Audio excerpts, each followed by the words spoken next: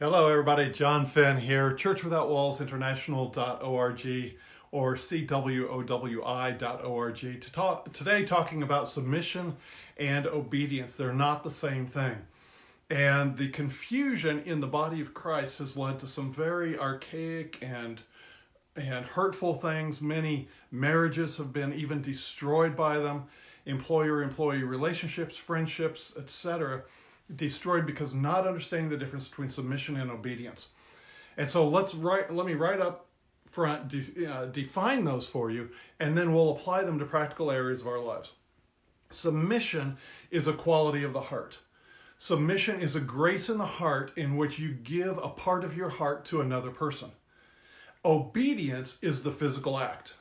That's it. That's the difference. Obedience is strictly a physical act, but submission is a quality of the heart. Let me give you, for instance, in the workplace. Let's say your boss says, hey, we've got a presentation tomorrow morning. I need you to stay until 9 p.m. to work on this thing. 9 p.m. or 2100 for my European friends. And so obedience is the act of staying there. Submission is the attitude that the person has for or against the boss saying you've got to stay here till 9 o'clock. For instance, if the person here's the difference. You can be obedient but be not submitted. And similarly, you can be not submitted, or you can be submitted but not obedient. Let me give you some examples. Submission, again, is a quality of the heart. It's a grace of the heart in which you give a part of your heart to someone or something. And let me say this. You've heard me say many times that anybody can say that they're born again. But God in His wisdom has designed His righteousness to be proven within a framework of relationships. Let me say that again. Anybody can say they're born again. But God in His wisdom has made it so that His righteousness is proven within a framework of relationships. Our family, friends, neighbors, co-workers, etc. So when we submit to our family, submit to our friends, submit to our neighbors, our co-workers, we do that within the framework of the relationship, and that framework provides limitations and boundaries. So if your boss says you've got to stay here till 9 o'clock to work on this report, if you're sitting there going, I don't want to do this, I'm missing my party, I have plans tonight, but you stay there, you're obedient, but you're not submitted because of your attitude. By the same token, what if you are disobedient but submitted? What if your boss says, I need you to stay here till 9 o'clock and finish this report and then just put it on my desk when you're done?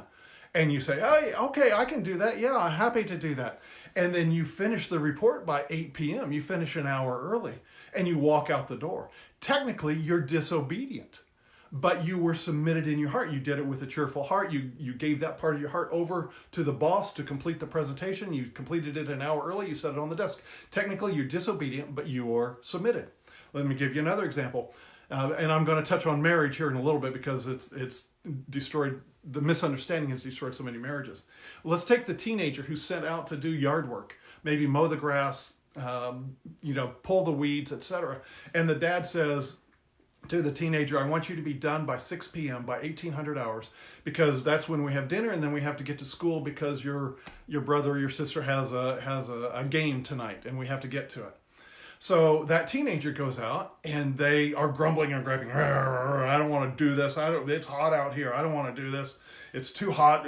I've got other stuff to do. I don't want to work on the yard. But they are obedient. So they're not submitted, but they're obedient. Now, what if that teenager says, okay, yeah, sure, Dad, I'll be happy to do that. I can mow the grass and I'll be happy to do that. And I'll be done by 6 o'clock, sure. And so the kid goes outside, the teenager goes outside, but while they're out there, they see, 99-year-old Granny Smith pull up in her 35-year-old car with a back seat full of groceries, a month's worth of groceries, because she just got her pension check, and somebody at the store had loaded all those groceries in for her. And it's, it's 100 degrees outside, 38 centigrade, or Celsius rather. And she's struggling. 99-year-old Mrs. Smith is struggling to get the groceries inside. And the teenager stops what they're doing in the yard to go help Mrs. Smith so that she doesn't kill herself getting the groceries in, which puts her 10 minutes behind time. And the dad comes out and says, why weren't you obedient? Okay, so what's happened? Why didn't you obey me? Why isn't this done by 6 o'clock? And the teenager tries to explain they helped old Granny Smith so she didn't kill herself. Well, that teenager was submitted but not obedient. And the wise parent will make the distinction and learn, is the kid being disobedient for disobedience sake, or are they submitted but extenuating circumstances or situation where they had to use their own judgment came into play. Okay, so let's go to the parent. Let's go to the husband and the wife. In Ephesians 5:21 and 22, that's Ephesians 5, verses 21 and 22, Paul says this: submit yourselves one to another in the fear of God. Wives, submit yourselves to your husbands as unto the Lord. Now here's a funny thing, ladies, and this is absolutely true. I love languages, I study languages. The Greek word, when Paul says submit to your own husbands as unto the Lord, the word your own, in fact, submit unto, your own, is the Greek word idiois. Idiois. The transliteration into English is idios. It's where we get the word idiot. So if you want to fast forward to nearly 2,000 years, Paul literally told the wives, wives, submit to your idiot husbands as unto the Lord, because that's actually the word used. idiois in the Greek that in English is the word idiot. Now it's changed usage a little bit. In Paul's time, it meant your individual, your unique, your distinct husband. And over the centuries it has become unique to mean the idiot. But that's literally what Paul said. Submit yourselves one to another in the fear of God, and then also wives, submit to your husbands as unto the Lord. So submit, again, is not obedience, necessarily obedience. If a friend, submit yourselves one to another. That means husbands and wives are mutually submitted. Friends are mutually submitted. Co-workers mutually submitted. As in the fear of God, which means there's a framework there within the relationship that places boundaries on it. Paul would later say, he said, treat all the older women as mothers and the younger women as sisters, in all purity. So that places the framework, that places the limits there and the boundaries of the framework. That submission does not go beyond purity. Submission to another does not go beyond moral and ethical boundaries. Submission does not go beyond the boundaries of the God-intended relationship, family, friends, neighbors, co-workers, etc.